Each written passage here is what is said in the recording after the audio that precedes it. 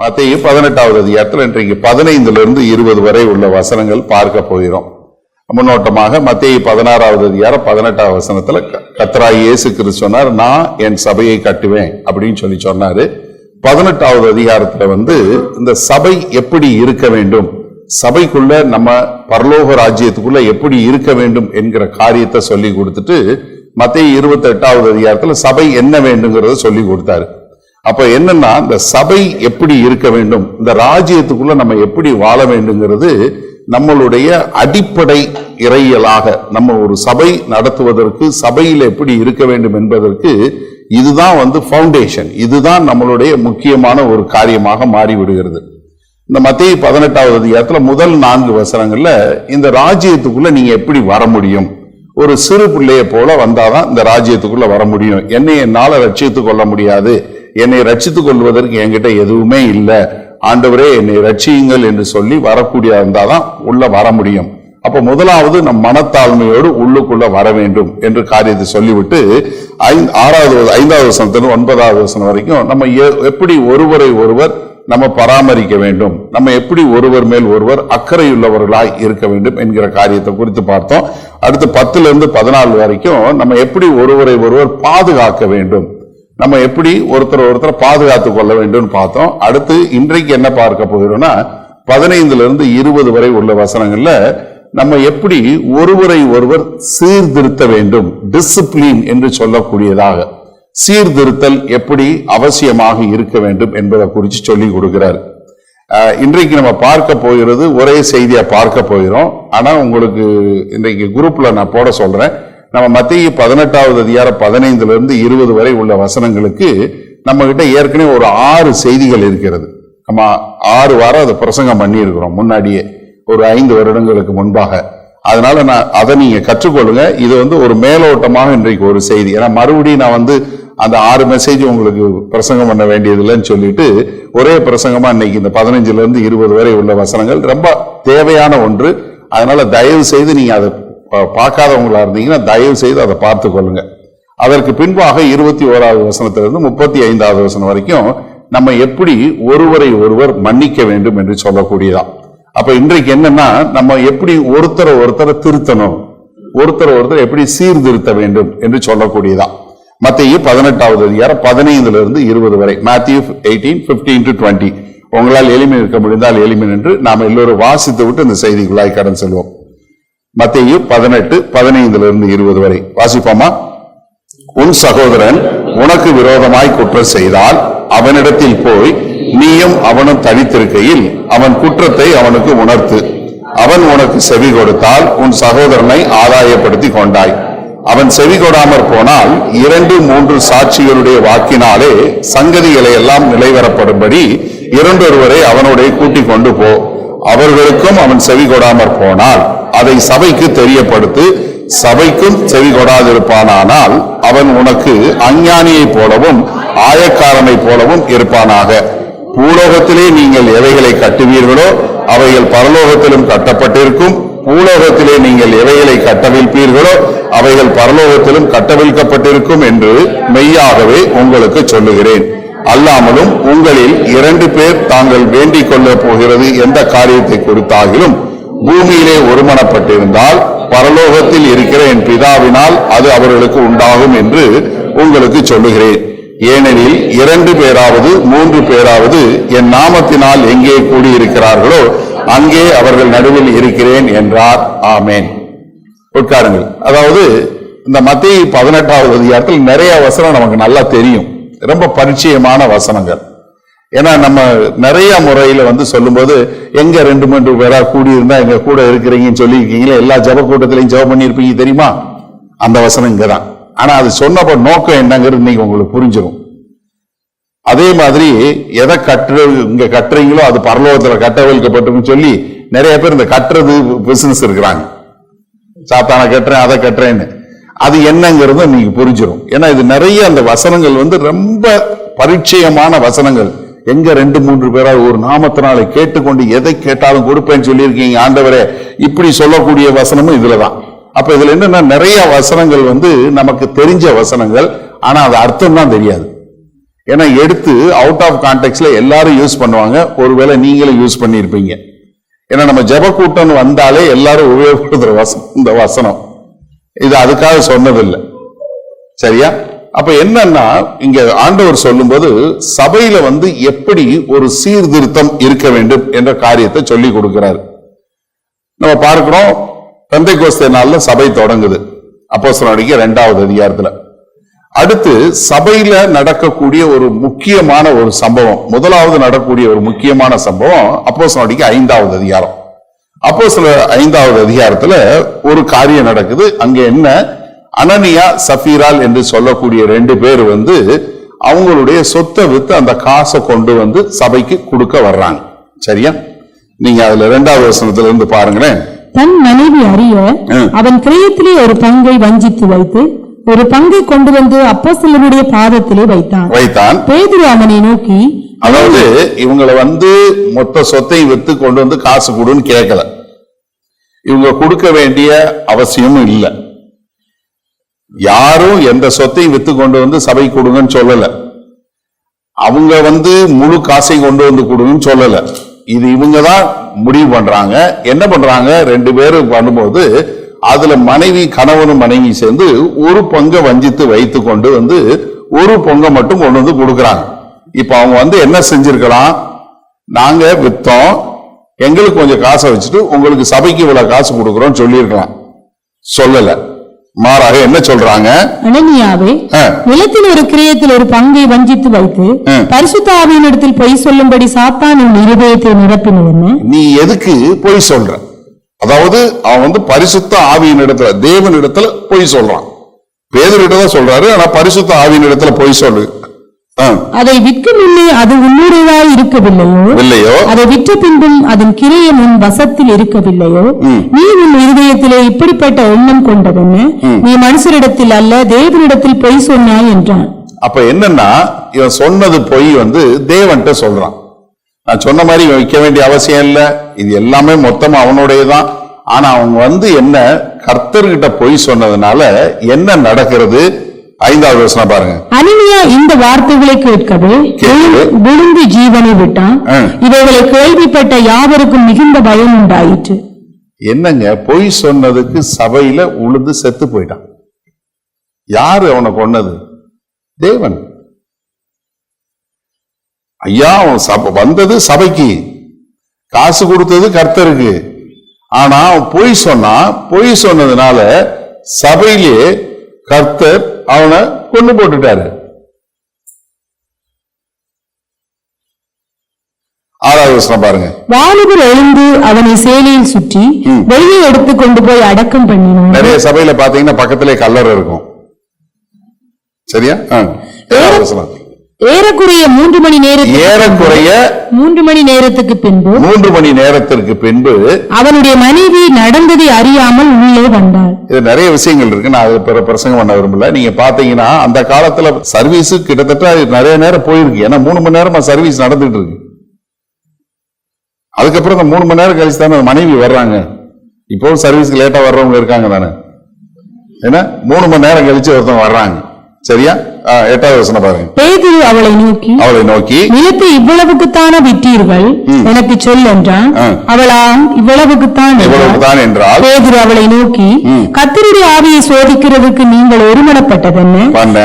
இதோ உன் புருஷனை அடக்கம் பண்ணினவர்களுடைய கால்கள் வாசற்படியிலே வந்திருக்கிறது, உன்னையும் வெளியே கொண்டு போவார்கள் என்றான். உடனே அவள் அவனுடைய பாதத்தில் விழுந்து ஜீவனை விட்டாள். வாலிபர் உள்ளே வந்து அவள் மரித்து போனதை கண்டு அவளை வெளியே எடுத்துக்கொண்டு போய் அவளுடைய புருஷன் அண்டையிலே அடக்கம் பண்ணினார்கள். சபையார் எல்லாருக்கும் இவைகளை கேள்விப்பட்ட மற்ற யாவருக்கும் மிகுந்த பயம் உண்டாயிற்று. யாருக்கு தாங்க பயம் வராது? சபையில பொய் சொன்னா நீ செத்து போயிருவ அப்படின்னு சொல்லி சொன்னா நம்ம சபைக்கு எத்தனை பேர் வந்திருப்போம்? எப்படி? சபைக்குள்ள நீ பொய் சொன்னேன்னா செத்து போயிருவ அப்படின்னு சொல்லி சொன்னா எவ்வளவு பேர் சபைக்கு வந்திருப்போம்? அதாவது முதலாவது சபையில நடக்கக்கூடிய ஒரு பெரிய சம்பவம். எனக்கு அருமை, நல்ல ஒரு நிமிஷம் சிந்திச்சு பாருங்க. எதற்காக கர்த்தர் செய்யறாரு? ஏன்னா தன்னுடைய சபை ஒரு பரிசுத்தம் உள்ள ஒரு சபையா இருக்க வேண்டும் என்று.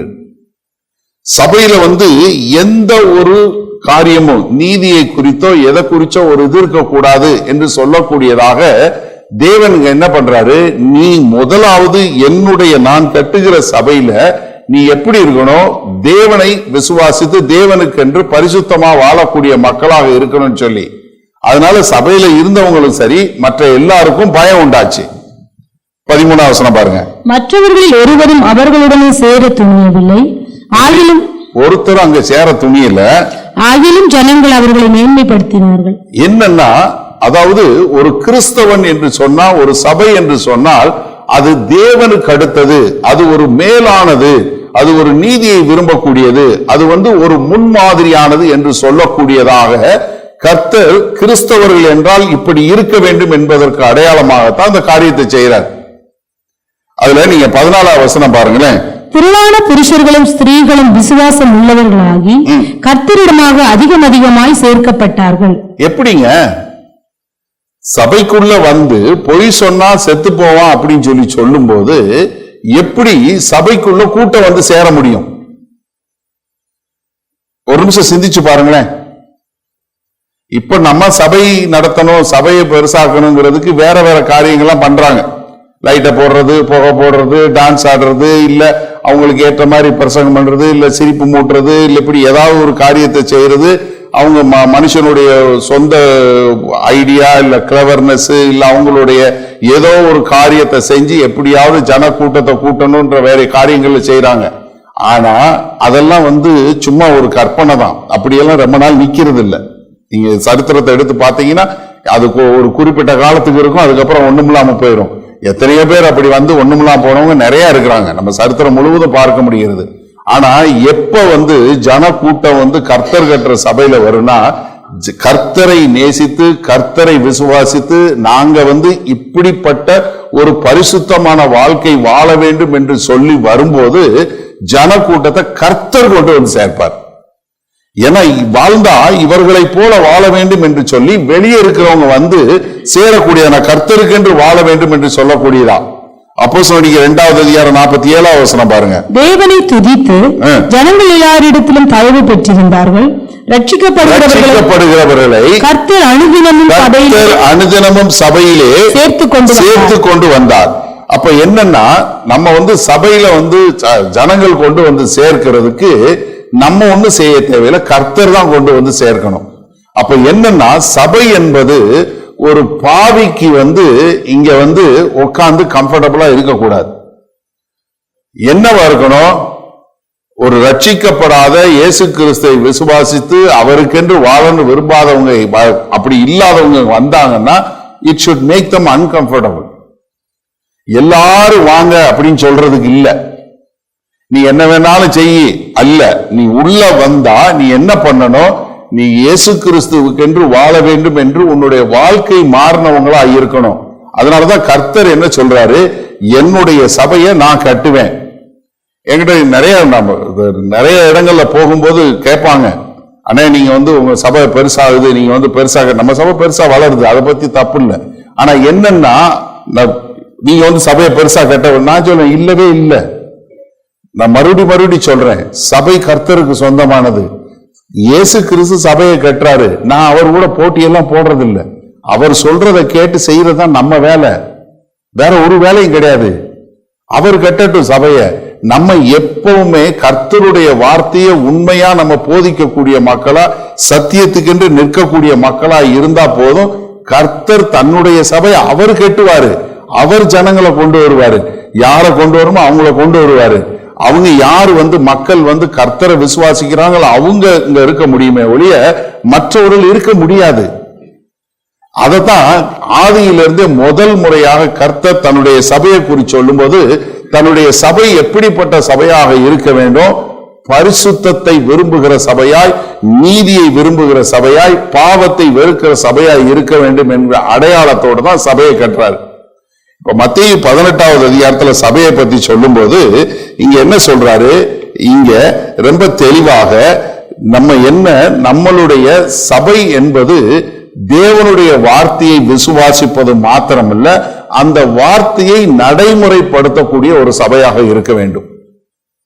நல்ல கவனிங்க, நம்ம சபை எப்படி இருக்கணும்னா, இது கர்த்தராகி இயேசு கிறிஸ்து கட்டுற சபையா இருந்துச்சுன்னா, இந்த கர்த்தராகி இயேசு கிறிஸ்து கட்டுகிற சபை எப்படி இருக்க வேண்டும்? அவருடைய வார்த்தையை முழுமையாய் விசுவாசிக்கணும், அந்த வார்த்தைக்கு கீழ்ப்படிந்து நடக்கணும். இப்ப என்னுடைய சபையில ஒழுக்கம் இருக்கணும், ஒரு டிசிப்ளின் இருக்கணும்னு சொல்றாருன்னா, அந்த வார்த்தையை நம்ம விசுவாசிக்கிறோம்னா, அந்த டிசிப்ளினை நம்ம மெயின்டைன் பண்ணக்கூடிய மக்களா இருக்கணும். கொஞ்சம் ரொம்ப சீரியஸா பாக்குறீங்க. அதாவது நம்ம கர்த்தர் நம்ம கிட்ட ஒரு காரியம் சொல்றாரு, அதை விசுவாசிக்கிறோம் அப்படின்னா நம்ம என்ன பண்ணணும்? கேட்டுட்டு அதுக்கு கீழ்ப்படியணும். இப்ப சபை ஒழுக்கம் என்று சொல்லக்கூடிய காரியம் இல்லாம போயிடுச்சு. காரணம் என்ன? ஏதாவது கண்டிச்சு பேசினா, நாங்க வேற சர்ச்சை பார்த்துட்டு போயிடுறோம் பாஸ்டர், நாங்க சர்ச்சை மாத்திடுவோம், அவ்வளவுதான், இல்லைன்னா உங்களை மாத்திடுவோம். ரெண்டுல ஒண்ணுதான். ஏன்னா சபை ஒழுக்கங்கிறது இல்லாம போயிடுச்சு பாருங்க. ஆனா இதே யோசிச்சு பாருங்க, உங்க குடும்பத்துல உங்க பிள்ளையை கண்டிக்கிறீங்க, உங்க பிள்ளையை ஒழுக்கப்படுத்துறீங்க, அந்த பிள்ளை வீட்டை விட்டா ஓடுது இல்ல. அப்ப என்னன்னா, நம்ம ஆவிக்குரிய குடும்பத்தில் ரொம்ப நம்ம கடைபிடிக்க வேண்டிய ஒரு காரியம்.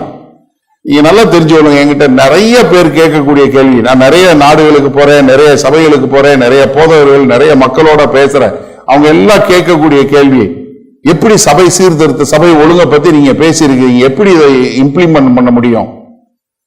கண்டிப்பா நிறைய இடங்கள்ல எல்லாருக்கும் தெரியும்னு அவசியம் இல்லை. நம்ம சபை ஒழுக்கத்தை பத்தி நம்ம சொல்லும் போது, ஒருத்தருக்கு ஒருத்தர் நம்ம கூடி நம்ம பண்ணும்போது ஒரு சிலர் போதான் செய்யறாங்க. அதை பத்தி அதுக்காக நம்ம that is the price we pay.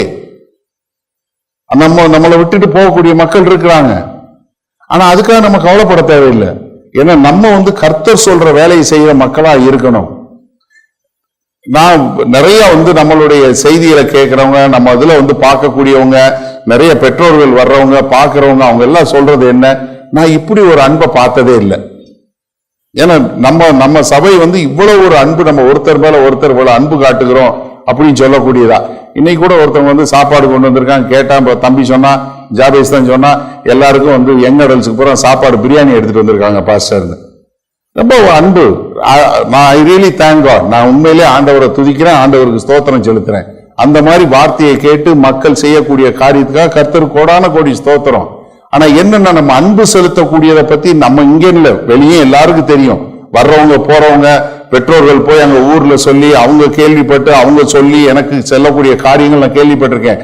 ஆனா அது எல்லாவற்றையும் காட்டிலும் நான் எப்படி விரும்புறேன்னா, இவங்க ஒழுக்கமுள்ள மக்கள், இவர்கள் கர்த்தராகிய இயேசு கிறிஸ்துவை நேசிக்கிறது மாத்திரமல்ல, ஒரு டிசிப்ளின் சர்ச் அப்படின்னு சொல்லக்கூடிய ஒரு ஒழுக்கமுள்ள ஒரு சீர்திருத்தத்தை விரும்பக்கூடிய ஒரு சபை என்று சொல்லக்கூடியதான் நம்ம சபை இருக்கணும். அதைத்தான் கர்த்தர் விரும்புறார். அதனாலதான் இங்க மத்தேயு 18வது அதிகாரத்துல சொல்லும்போது என்ன சொல்றாரு? சபை ஒழுக்கம் என்பது ரொம்ப முக்கியம். நீங்க அப்போஸ்தலர்களுடைய 5வது அதிகாரமா இருக்கட்டும், இல்ல 1 கொரிந்தியர் 5வது அதிகாரமா இருக்கட்டும், இது எல்லாமே என்ன? சபையினுடைய ஒழுக்கத்தை குறித்து சொல்லக்கூடிய காரியங்கள். அது மாத்திரமல்ல, 2 தெசலோனிக்கேயர் 1வது அதிகாரமா இருக்கட்டும், இல்ல 1 தீமோத்தேயு 1வது அதிகாரமா இருக்கட்டும், இது எல்லாமே என்ன? சபை மூப்பர்கள், சபையில் இருக்கக்கூடிய மூப்பர்கள் பாவம்னாலும் வெளியே போடு என்று சொல்லக்கூடியதான். இங்க மத்தேயு 18வது அதிகாரம் 15வது வசனத்துல ஆண்டவர் சொல்லும்போது என்ன சொல்றாரு? உன் சகோதரன் உனக்கு விரோதமாக குற்றம் செய்தால் அவனிடத்தில் போய் நீயும் அவனும் தனித்திருக்கையில் அவன் குற்றத்தை அவனுக்கு உணர்த்து, அவன் உனக்கு செவி கொடுத்தால் உன் சகோதரனை ஆதாயப்படுத்தி கொண்டாய். இப்ப என்னன்னா, இங்க நம்ம மறுபடியும் ஒரு நிமிஷம் அந்த கான்டெக்ட் செட் பண்ணி கொடுத்துறேன். இங்க கர்த்தராகிய இயேசு கிறிஸ்து கப்பர்நகூம்ல மோஸ்வாவிலி பீட்டரோட வீட்டுல உட்கார்ந்து இருக்கிறாரு.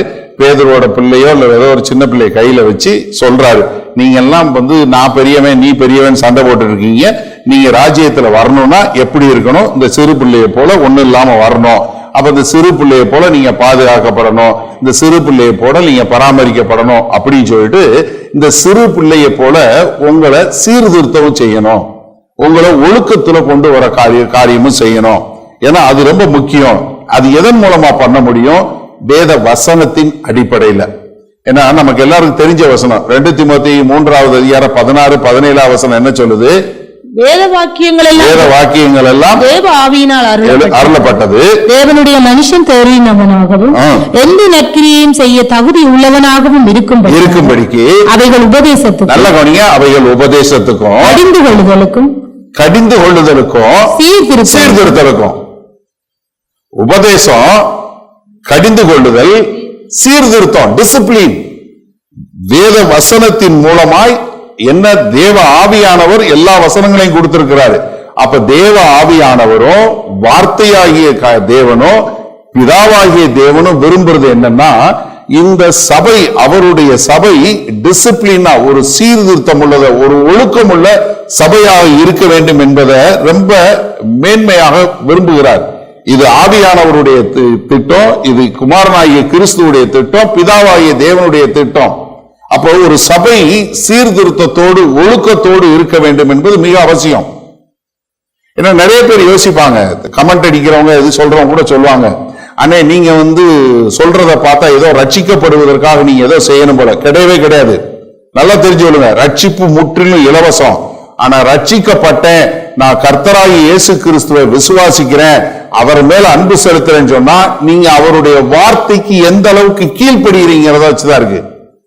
யோவான் 14:15 தெளிவா சொன்னார் ஆண்டவர், என் மேல் அன்பு கூர்னா என்னுடைய கற்பனைகளை கை கொள்ளுவீர்கள். You will obey my words. Obedience throughout the Bible. நீங்க முழு வேத வசனம் முழுவதும் பாத்தீங்கன்னா கீழ்ப்படிதலை குறித்து ரொம்ப தெளிவா ஆண்டவர் சொல்லி கொடுத்திருக்கிறாரு. அதனாலதான் பவுல் சொல்லும் போது என்ன சொல்றாரு, 2 கொரிந்தியர் 11:2 சொல்லும் சொல்றாரு, உங்களை ஒரு கற்புள்ள கன்னியா நான் ஒப்பு கொடுத்திருக்கிறேன். I commend you as a chaste virgin. என்ன, நீ ஒரு பரிசுத்த மனவாட்டியா இருக்கணும்னு சொல்லக்கூடிய காரியத்தை அங்க சொல்றாரு. அப்ப திரும்ப திரும்ப என்னன்னா, நம்ம தேவனுடைய திட்டமும் தேவனுடைய நோக்கம் என்ன, தன்னுடைய சபை ஒரு பரிசுத்தமாய் தேவனுக்கு கீழ்ப்படிந்து வாழக்கூடிய ஒரு காரியமாக இருக்க வேண்டும் என்று. இப்ப நீங்க யோசிக்கலாம், அண்ணே பிஷப்பு போப்பு இந்த பட்டங்கள்லாம் அங்க இல்ல வேத வசனங்கள்ல வரும்போது. அந்த காலகட்டங்கள்ல என்ன இருந்தது, சபைதான், எக்கலேசியா, எக்காலியோ என்று சொல்லக்கூடிய அந்த என்ன ஒரு கூட்டம். ஒரு சபை என்பது ஒரு கூட்டம். ஏன்னா இன்றைக்கு நம்ம நிறைய பதவிகள் நிறைய இது வந்ததுனால நம்ம அதை சரியா புரிஞ்சு கொள்வதில்லை. ஆனா ஒரு சபை என்று வரும்போது நம்ம தான் ஒரு சபை, நம்ம மக்கள் எல்லாம் சேர்ந்தா ஒரு சபை. அப்போ அங்க சொல்லும்போது 15ஆம் வசனத்துல என்ன சொல்றாரு, உன் சகோதரன் உனக்கு விரோதமாக குற்றம் செய்தால், என்ன குற்றம், அது என்ன குற்றமா வேணாலும் இருக்கலாம். அதுல ஒரு குவாலிபிகேஷன், அது என்ன, ஒரு பெருசோ சிறுசோ என்ன காரியமா இருந்தாலும் சரி, எந்த குற்றமா இருந்தாலும் சரி, அது எவ்வளவு பெரிய குற்றமா இருந்தாலும் சரி, என்ன அப்படி ஒரு குற்றம் செஞ்சா என்ன செய்யணும், நீங்க போய் உன் சகோதரத்தை நீ தனித்திருக்கும் போது நீ அவன்கிட்ட போய் பேசணும். அப்ப என்ன, முதலாவது என்ன சொல்றாரு, சபையில ஒரு சகோதரன் பாவம் பண்ணா நம்ம ஏன் போய் சொல்லணும்? நீ யோசிக்கலாம், அண்ணே அவங்க பாவம் பண்ணா நான் என்ன செய்ய முடியும், அவங்க அப்படி. இப்ப ஏன் தெரியுமா,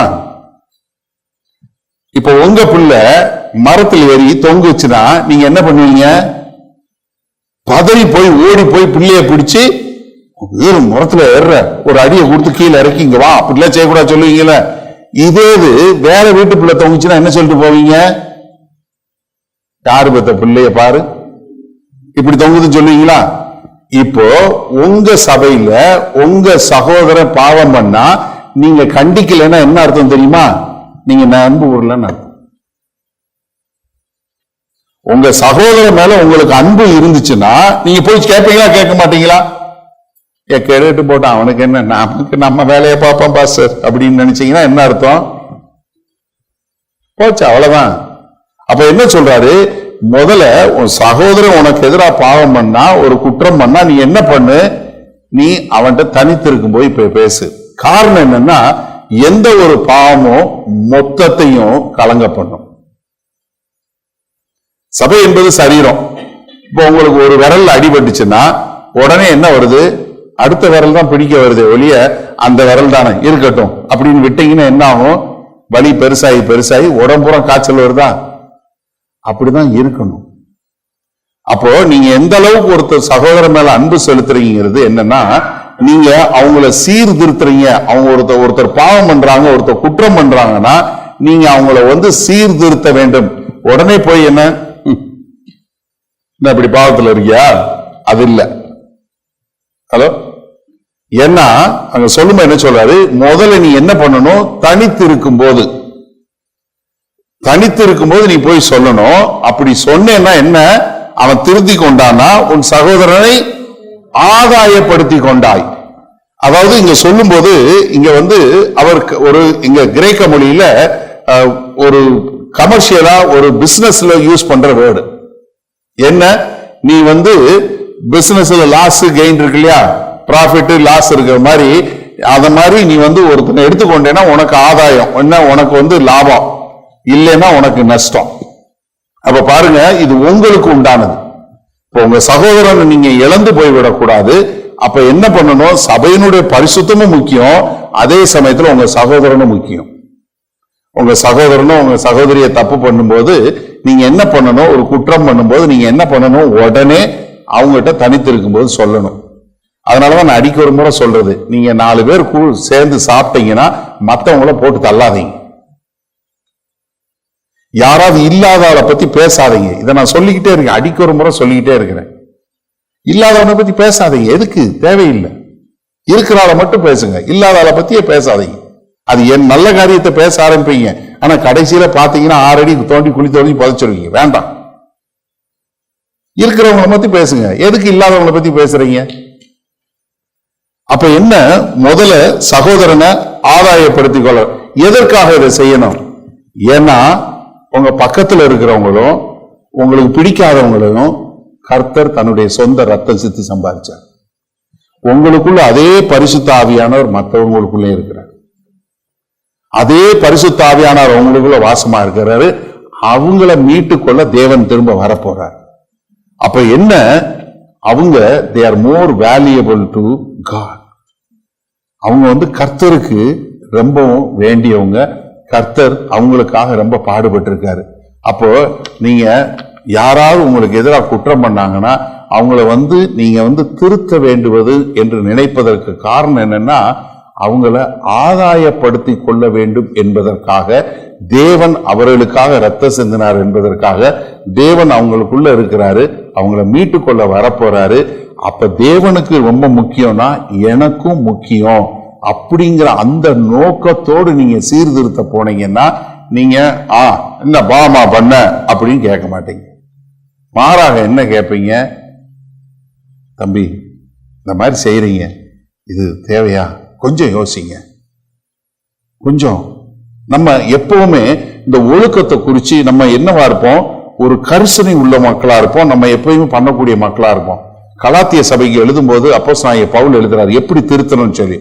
கலாத்தியர் 6வது அதிகாரத்துல முதல் 3 வசனங்கள் பாருங்களேன். சகோதரரே, ஒருவன் யாதொரு குற்றத்தில் அகப்பட்டால் ஆவிக்குரியவர்களாகிய நீங்கள் சாந்தமுள்ள ஆவியோடு, எப்படி சாந்தமுள்ள ஆவியோடு அப்படிப்பட்டவனை சீர்பொருந்த பண்ணுங்கள். எப்படி ரொம்ப சாந்தமா மனத்தாழ்மையோட நீங்க போய் சீர்திருந்த பொருளுங்கள். நீயும் சோதிக்கப்படாதபடிக்கு உன்னை குறித்து எச்சரிக்கையாயிரு. நீ அவன் சொல்லும் போது கவனமாறு, நீயும் சோதிக்கப்படாதபடிக்கு எச்சரிக்கையாயிரு.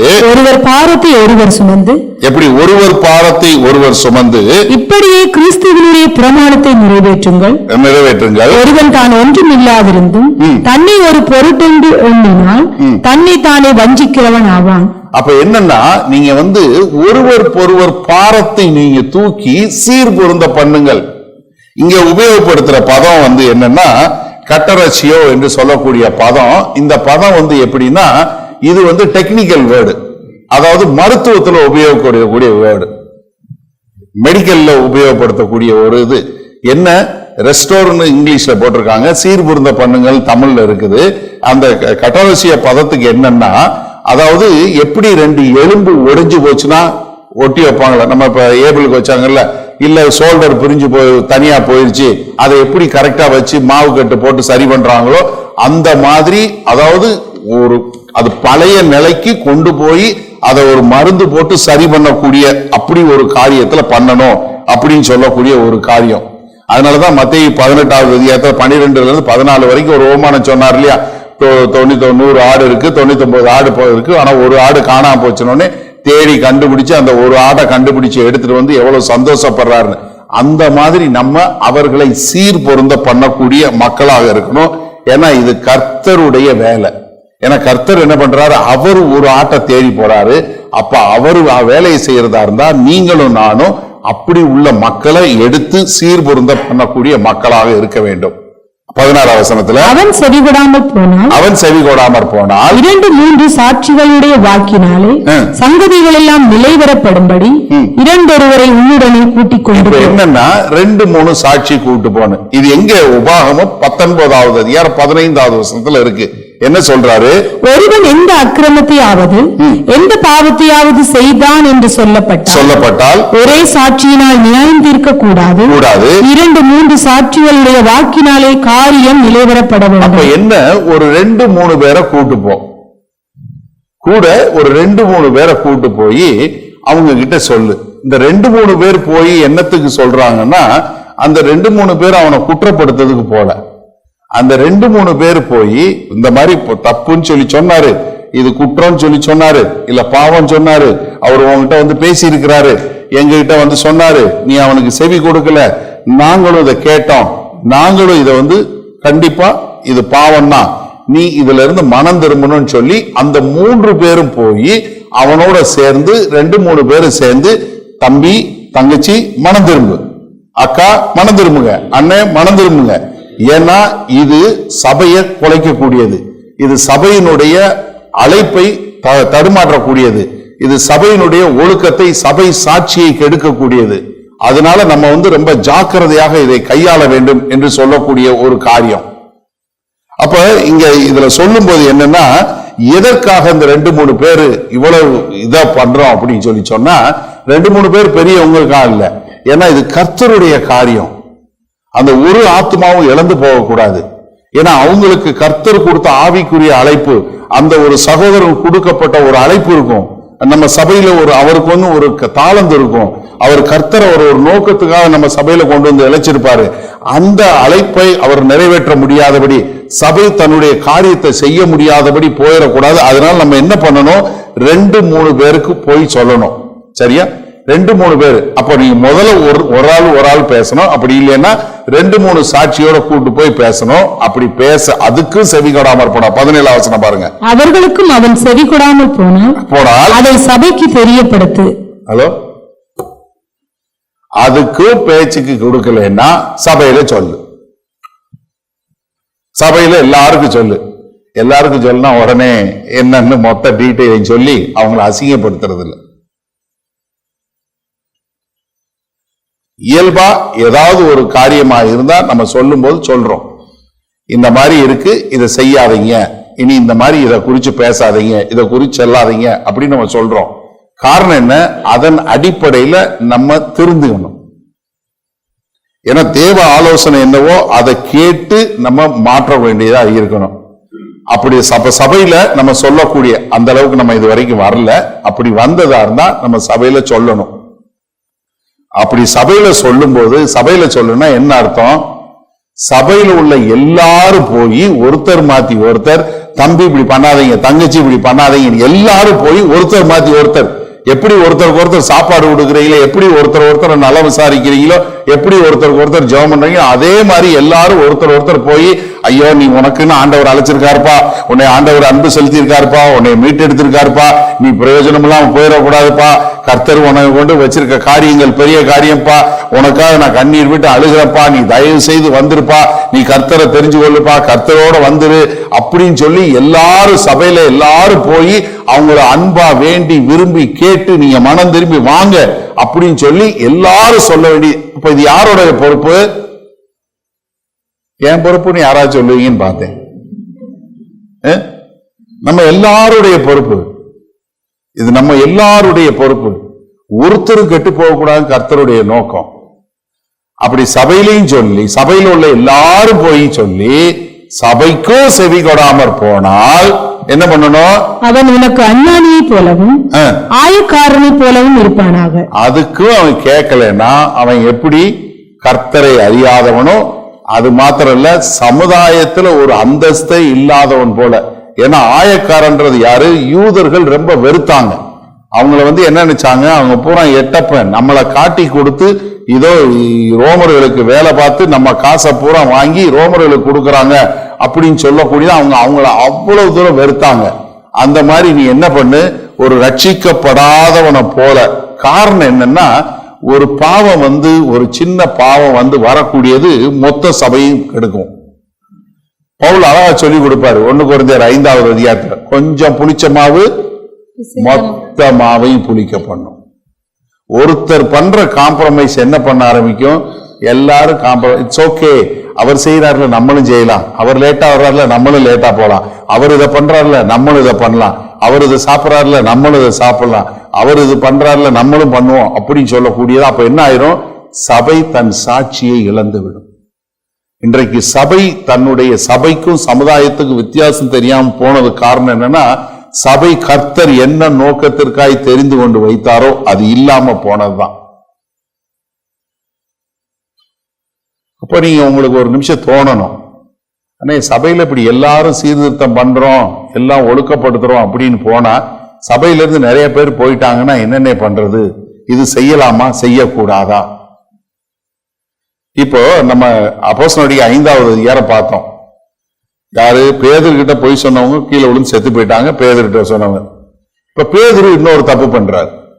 கலாத்தியர் 2வது அதிகாரத்துல பேதுரு என்ன பண்றாரு, இது வரைக்கும் முன்னாடி எல்லாரும் கூட உட்கார்ந்து சாப்பிட்டாரு. எருசலேம்ல இருந்து ஆள் வந்த உடனே இப்ப அவர் உட்கார்ந்து சாப்பிடல.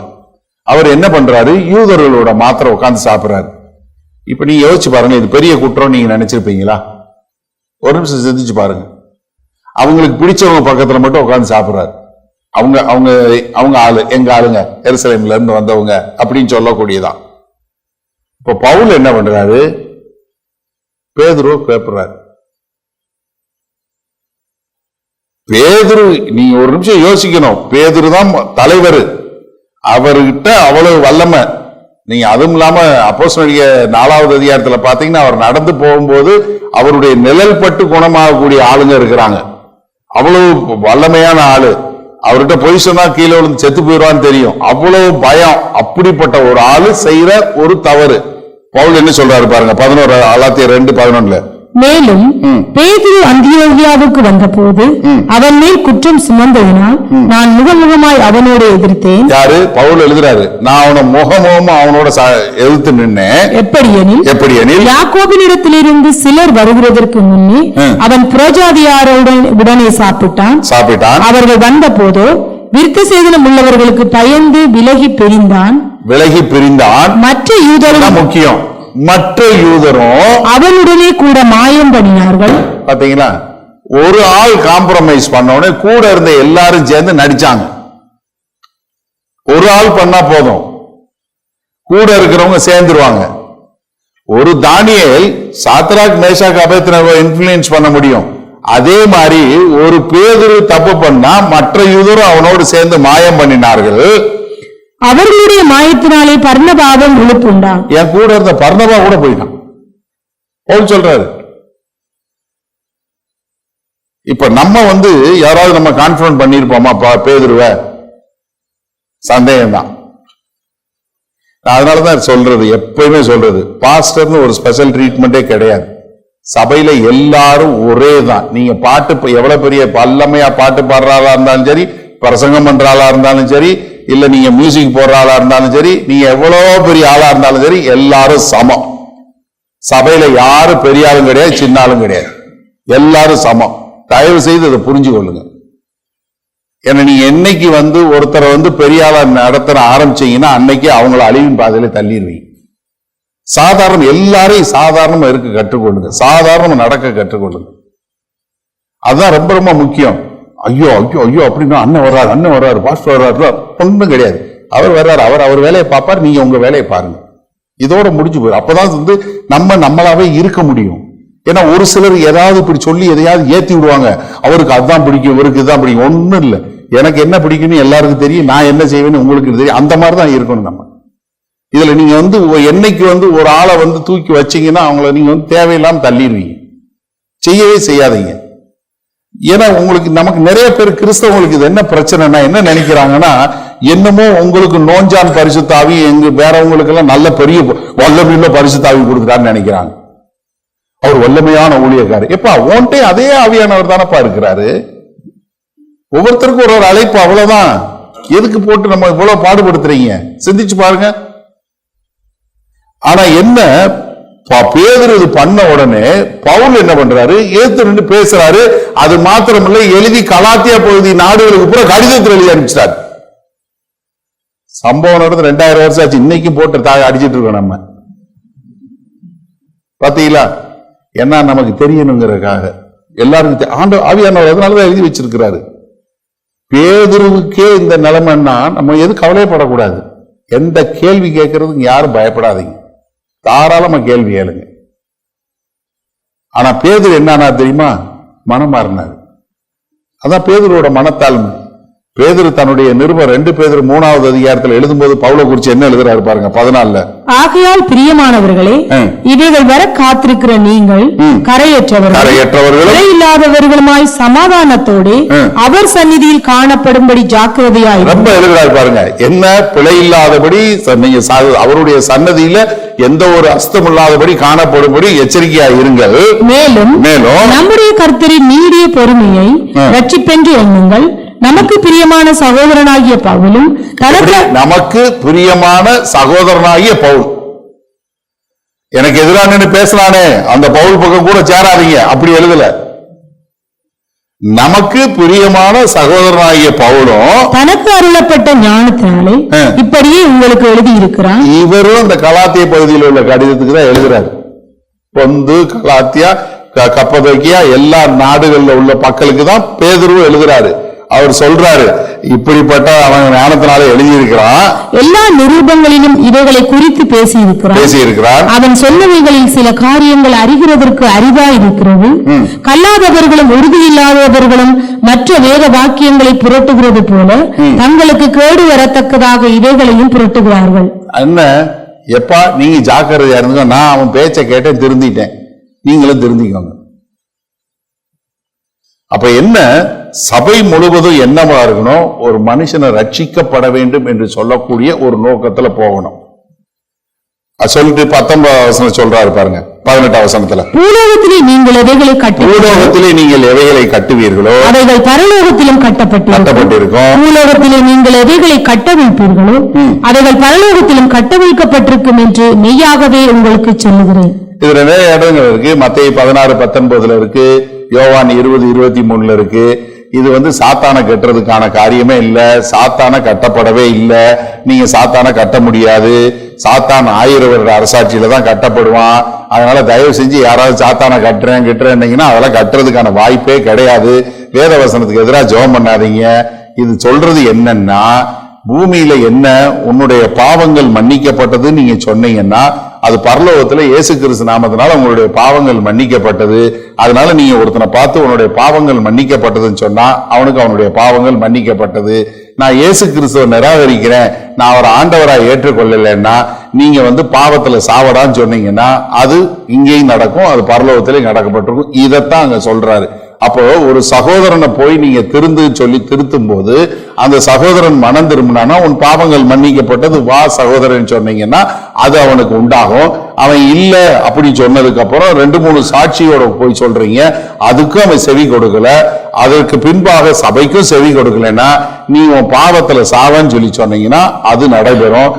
அவன் மனம் திரும்பினானா உன்னுடைய பாவங்கள் மன்னிக்கப்பட்டது வா சகோதரா அப்படின்னு சொல்லி சொன்னா அவனுடைய பாவங்கள் மன்னிக்கப்படும். இதைத்தான் இங்க கர்த்தராகிய இயேசு கிறிஸ்து சொல்றாரு, உங்களுக்கு நான் இந்த அதிகாரத்தை கொடுத்திருக்கேன்.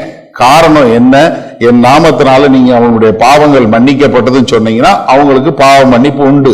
ஏன்னா உங்களுக்கு தான் அந்த சுவிசேஷம் இருக்கும், அந்த சுவிசேஷம் சொல்றீங்க, அதை கேட்டு அவங்க ரட்சிக்கப்படுறாங்க. அடுத்து சொல்லும்போது 19வது வசனம் சொல்ல பாருங்க. அல்லாமலும் உங்களில் 2 பேர் தாங்கள் வேண்டிக் கொள்ள போகிற எந்த காரியத்தை குறித்தாகிலும் பூமியிலே ஒருமனப்பட்டிருந்தால் பரலோகத்தில் இருக்கிற என் பிதாவினால் அது அவர்களுக்கு உண்டாகும் என்று உங்களுக்கு சொல்லுகிறேன். இந்த 2-3 சாட்சி கூட்டு வந்தார் இல்லையா, என்ன 2-3 சாட்சி கூட்டு வந்தா, இப்ப 2-3 பேரு என்ன என் நாமத்தினால நீங்க போய் சொல்றீங்க, அவங்க ஒப்புக்கொண்டாங்க, அவங்க மனம் திரும்பினாங்கன்னா அவங்களுக்கு என்ன, நீங்க என்ன சொல்றீங்களோ அது நடைபெறும், நீங்க என்ன இல்லைன்னு சொல்றீங்களோ அது நடைபெறாது. 2-3 சாட்சியை கூட்டு போய் அவங்கள்ட்ட சொல்றீங்க, அந்த 2-3 சாட்சியோட பேச்சை கேட்டு அவர் மனம் திரும்பினார்னா அவருக்கு அப்பா அவனுடைய பாவங்கள் மன்னிக்கப்பட்டது அப்படின்னு சொல்லக்கூடிய ஒரு காரியமா இருக்கும். அவங்களுக்கு பாவம் மன்னிக்கப்படும். அவருக்கு மன்னிக்கப்படாது அப்படின்னு அவர் நான் மன்னிக்க திருந்த மாட்டேன் அப்படின்னு சொன்னார்னா அவருக்கு அந்த பாவம் மன்னிக்கப்படாதுன்னு சொல்ற அந்த அதிகாரம் உங்களுக்கு இருக்கு. இதைத்தான் சொல்லி கொடுக்கிறார்.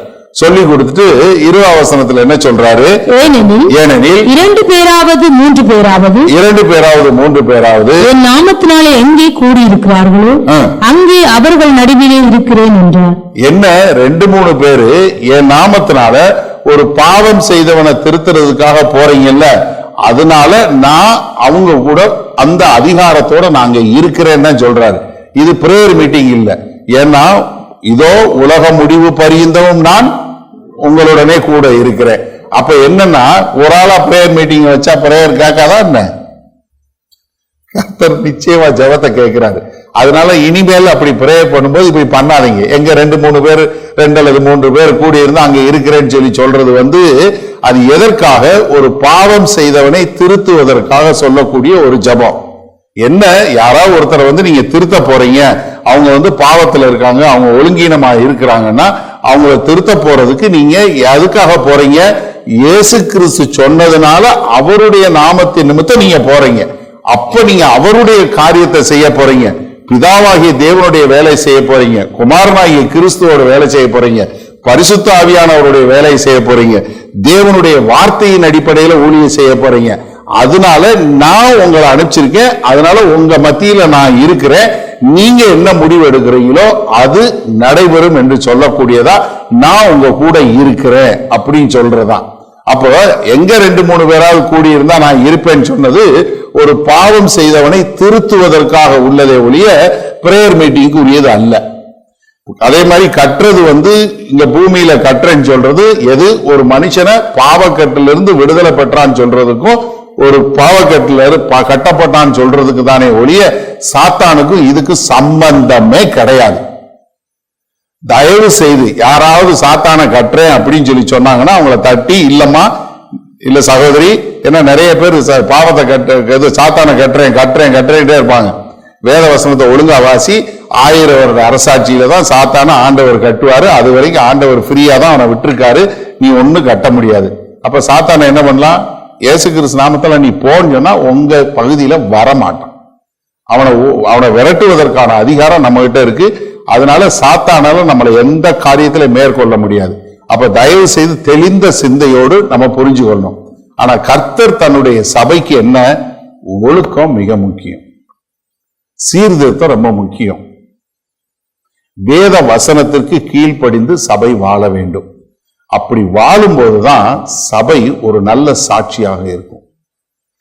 வெளியில இருந்து பார்க்கிறவங்க இப்படிப்பட்ட ஒரு பரிசுத்தமான கூட்டத்துல நானும் இருக்கணும், இப்படிப்பட்ட ஒரு சபையில நானும் ஒரு அங்கமா இருக்கணும்னு சொல்லி அவர்கள் நம்மை பார்த்து வரக்கூடியதாக சபை இருக்க வேண்டும்.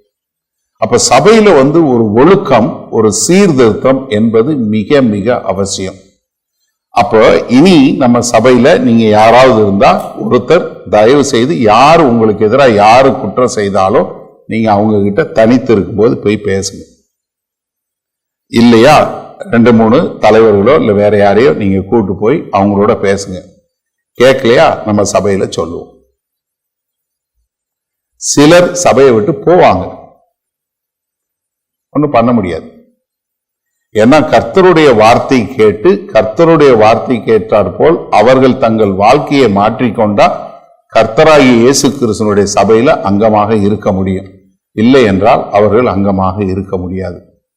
அப்ப இன்றைக்கு நம்ம ஒரு தீர்மானம் எடுக்கணும். நம்ம சபையில இருக்க ஒவ்வொரு சகோதரனும் சகோதரியும் என்னுடைய சொந்த சகோதரனா, என்னுடைய சொந்த பிள்ளையா இருந்தா நான் எப்படி டிசிப்ளின் பண்ணுவேன்?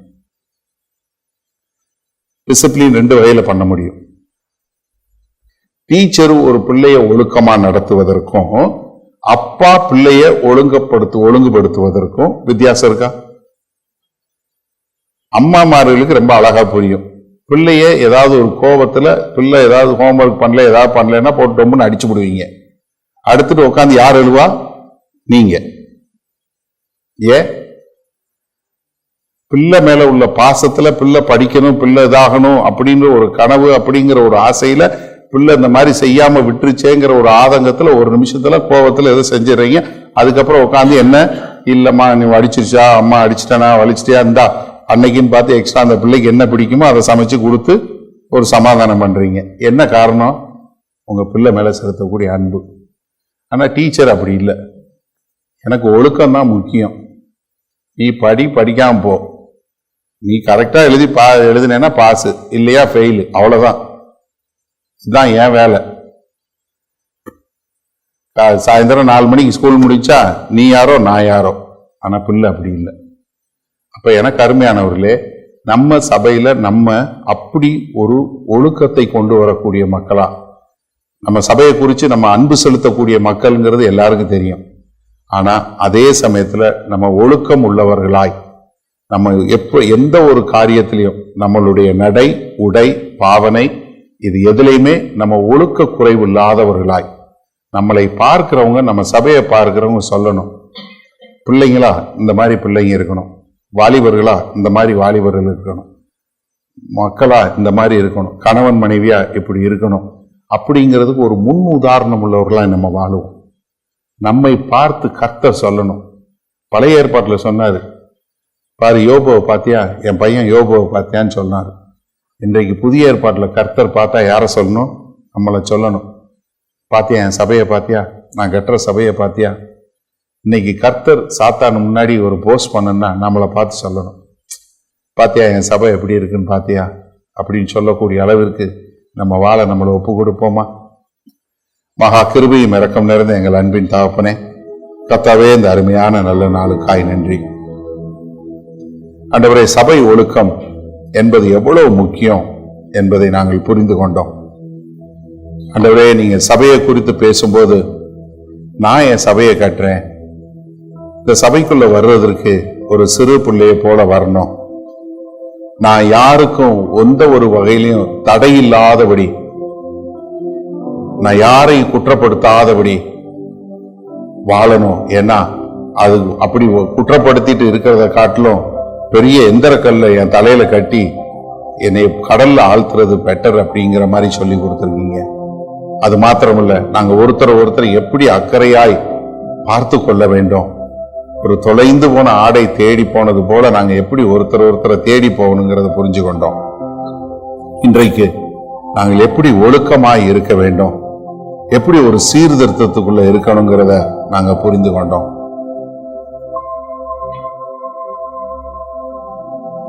ஆண்டவரே, நான் நல்லவன் என்கிற எண்ணத்தோடு நாங்க யாரையும் சீர்திருத்தாதபடி, கலாத்தியர் 6வது அதிகாரம் 1வது வசனம் சொன்னது போல, ஆண்டவரே, நாங்கள் எங்களை குறித்து எச்சரிக்கையாய் தேவ அன்பின் நிமித்தம் ஒருவரை ஒருவர் எங்களை காட்டிலும் மேன்மையானவர்களாய் எண்ணி, தம்பி, தங்கச்சி, அக்கா, அண்ணன், இப்படிப்பட்ட காரியங்களை விட்டு ஒதுங்குங்க என்று சொல்லக்கூடிய மக்களாய் நாங்கள் வழி நடத்த, சீர்திருத்த எங்களை ஒப்புக் கொடுக்கிறோம். ஆண்டவரே, சபையாய் ஒரு கூட்டமாய் நாங்கள் கூடி வருகிறோம். நாங்க வருவது ஏதோ வந்தோம், பாட்டு பாடணும், வசனத்தை கேட்டோம், வசனத்தை மனப்பாடம் பண்ணோம், 4 காரியங்களை தெரிந்து விட்டோம் என்று அல்ல. ஆண்டவரே, நாங்கள் எப்படி கிறிஸ்துவை போல ஒவ்வொரு நாளும் மாறிக்கொண்டே வருகிறோம். எங்களுடைய வாழ்க்கை ஒவ்வொரு நாளும் எப்படி ஒரு நல்ல கணவனாய், நல்ல தகப்பனாய், ஒரு நல்ல மனைவியாய், ஒரு நல்ல தாயாய், ஒரு நல்ல மகனாய், ஒரு நல்ல சகோதரனாய், ஒரு நல்ல சகோதரியாய் கிறிஸ்துவை போல மாறிக்கொண்டு வருகிறோம் என்பதற்கு ஒரு முன் அடையாளமாய் வாழ எங்களை ஒப்புக் கொடுக்கிறோம். ஆண்டவரே, எங்களுடைய குற்றங்கள், குறைகள் எல்லாவற்றையும் மன்னியுங்க.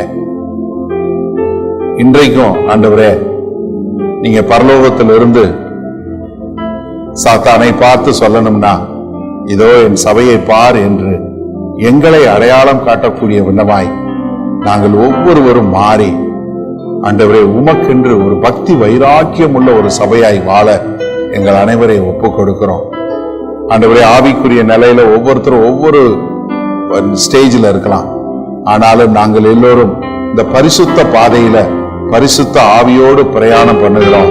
அதனால எங்கள் வாழ்க்கையில குற்றங்கள், குறைகள், மீறுதல்கள், அக்கிரமங்கள் எல்லாவற்றையும் மன்னித்து எங்களை ஒழுங்குபடுத்தி நாங்கள் உமக்கென்று வாழ எங்களை அர்ப்பணிக்கிறோம். முதல்ல என்னை மாற்றுங்க ஆண்டவரே, எங்கள் ஒவ்வொருவரையும் மாற்றுங்க. நாங்கள் உண்மை மற்றவர்கள் இந்த உலகிற்கு காட்டுகிறவர்களாய் வாழ எங்களை ஒப்புக் கொடுக்கிறோம். மீட்பெரும் இரட்சகருமாகிய இயேசு கிறிஸ்துவின் மூலம் பிதாவே, ஆமென். கிறிஸ்துவுக்குள் பிரியமானவர்களே, இதோ மீண்டுமாய் உங்களை சந்திப்பதில் பெரும் மகிழ்ச்சி அடைகிறேன். இந்த ஜனவரி மாதம் ப்ரீச்சர்ஸ் ட்ரைனிங் கேம்ப் என்று சொல்லக்கூடிய ஒரு காரியத்தை நம்ம சென்னையில் வச்சுருந்தோம். இனி அடுத்த ப்ரீச்சர்ஸ் ட்ரைனிங் கேம்ப், போதிக்கிறவர்களுடைய பயிற்சிவிக்கும் கூட்டம், வருகிற ஆகஸ்ட் மாதம் 15, 16, 17, 18 இந்த 4 நாட்கள் 2024 ஆகஸ்ட் 15 18 வரை அட்டப்பாடி என்ற சொல்லக்கூடிய ஒரு கோயம்புத்தூருக்கு வெளியே உள்ள ஒரு பகுதியில் நடைபெறப் போகிறது. இது கோயம்புத்தூரிலிருந்து ஒரு 20-30 கிலோமீட்டர் தூரத்தில் இருக்கிறது. ஆகஸ்ட் மாதம் 15 18 வரை. இப்போ நான் பேசிகிட்டு இருக்கும்போது கீழே உங்களுக்கு அதனுடைய பேனர் வரும். அதில் உங்களுக்கு கான்டாக்ட் நம்பர் இருக்கும். நாங்கள் போன தடவை மாதிரியே சொற்ப இடங்கள் மாத்திரம்தான் இருக்குது. அதனால் நீங்கள் எல்லாரும் ரெஜிஸ்டர் பண்ண வேண்டியது அவசியம். கீழே உங்களுக்கு இந்த டிஸ்கிரிப்ஷனில் கூகுள் ஃபார்ம் கொடுத்துருப்போம். அதை நீங்கள் ஃபில் பண்ணி அனுப்பிச்சிங்கன்னா நீங்கள் யாரெல்லாம் தகுதி உள்ளவர்களோ அவர்களை மாத்திரம்தான் நாங்கள் எடுத்துக்கொள்வோம். எல்லாரையும் சேர்க்கறதில்ல. அதனால் நீங்கள் இதற்கு விண்ணப்பம் பண்ண வேண்டும். அந்த விண்ணப்பத்தை கொடுத்தீங்கன்னா உங்களுக்கு நாங்கள் அதுக்கு ஒரு அட்மிஷன் கொடுப்போம். அப்படிப்பட்ட மக்களுக்கு நீங்கள் எப்படி ஒரு நல்ல தேறினவர்களாய் போதிக்க முடியும், தேவனுடைய வார்த்தையை எப்படி கற்றுக்கொள்ள முடியும், நீங்கள் எப்படி தேவனுக்கென்று வாழ முடியும் என்று சொல்லக்கூடிய காரியத்தை உங்களுக்கு பயிற்றுவிப்போம். இந்த முறை என்னோடு வேறு சில ஊழியர்களும் கலந்து கொண்டு இந்த பாடங்களை உங்களுக்கு சொல்லிக் கொடுப்பாங்க, போதிப்பாங்க. நல்ல இதை எப்படி தங்களுடைய வாழ்க்கையில் பயன்படுத்தி நல்ல ஊழியர்களாய் இருக்கக்கூடிய மக்களும் அவருடைய சாட்சிகளை உங்களோடு பகிர்ந்து கொள்வார்கள். இது உங்களை தேவனுடைய வார்த்தையிலும் தேவனுடைய பிரசன்னத்திலும் நீங்கள் தேவனுக்கென்று வாழ்வதிலும் உங்களை உற்சாகப்படுத்தி உங்களை அடுத்த நிலைக்கு கொண்டு செல்வதற்கு மிகவும் பிரயோஜனமாய் இருக்கும் என்பதில் எந்த விதமான மாறுபாடான கருத்தும் இல்லை. அதனால் கூடிய விரைவிலேயே நீங்கள் இதை புக் பண்ணிட்டீங்கன்னா, இதை நீங்கள் கீழே உள்ள ஃபார்ம் அனுப்பிச்சு நீங்கள் புக் பண்ணிட்டீங்கன்னா அது உங்களுக்கு பெரிய ஆசீர்வாதமாக இருக்கும். ஆகஸ்ட் மாதம் 15ஆம் தேதி நாம் கோயம்புத்தூர் பக்கத்தில் உள்ள அட்டப்பாடியில் சந்திப்போம். God bless you. உங்களில் யாருக்காவது ஜெப தேவைகள் இருக்குமானால் நீங்கள் உங்களுடைய வீடுகளில் உங்கள் கதவை பூட்டி நீங்கள் ஆண்டவரை நோக்கி ஜெபம் பண்ணுங்கள். உங்களுடைய எல்லா விதமான பலவீனங்களை குறித்து தெரிந்து வைத்திருக்கிற தேவன், எப்போதும் ஜீவன் உள்ள தேவன், உங்களுடைய ஜெபங்களை கேட்டு உங்களுக்கு பதில் கொடுப்பார். நீங்கள் வேற ஒரு ஆள்கிட்ட போகணும், வேற ஒருத்தவங்கிட்ட போய் ஜெபத்துக்கு போகணும்னு அவசியம் இல்லை. நீங்கள் ஜெபம் பண்ண ஆண்டவராகிய இயேசு கிறிஸ்துவை ஏற்றுக்கொண்ட எல்லாரும் பிதாவாகிய தேவன்கிட்ட ஜெபம் பண்ணால் அந்த ஜெபத்தை கேட்டு பதில் கொடுக்கக்கூடிய அன்புள்ள பரமபிதா தான் நமக்கு இருக்கிறாரு. அதனால் தைரியமாக நீங்கள் ஜெபம் பண்ணுங்கள். அதே சமயத்தில் இன்னொரு காரியமும் நாங்கள் சொல்கிறோம், எங்களுக்காய் ஜெபம் பண்ணுங்கள். ஏன்னா வேத வசனத்தில் அதான் சொல்லியிருக்கு, நீங்கள் எந்த ஊழியக்காரரையும் ஜெபம் பண்ண போங்கன்னு சொல்லலை, ஆனால் ஊழியக்காரருக்காக ஜெபம் பண்ண சொல்லியிருக்கு. நாங்கள் தைரியமாக தேவனுடைய வார்த்தை இன்னும் அதிகமாய் பிரசங்கிக்க எங்களுக்காய் நீங்கள் ஜெபிக்கும்படி கேண்டிக் கொள்கிறேன். ஆமேன்.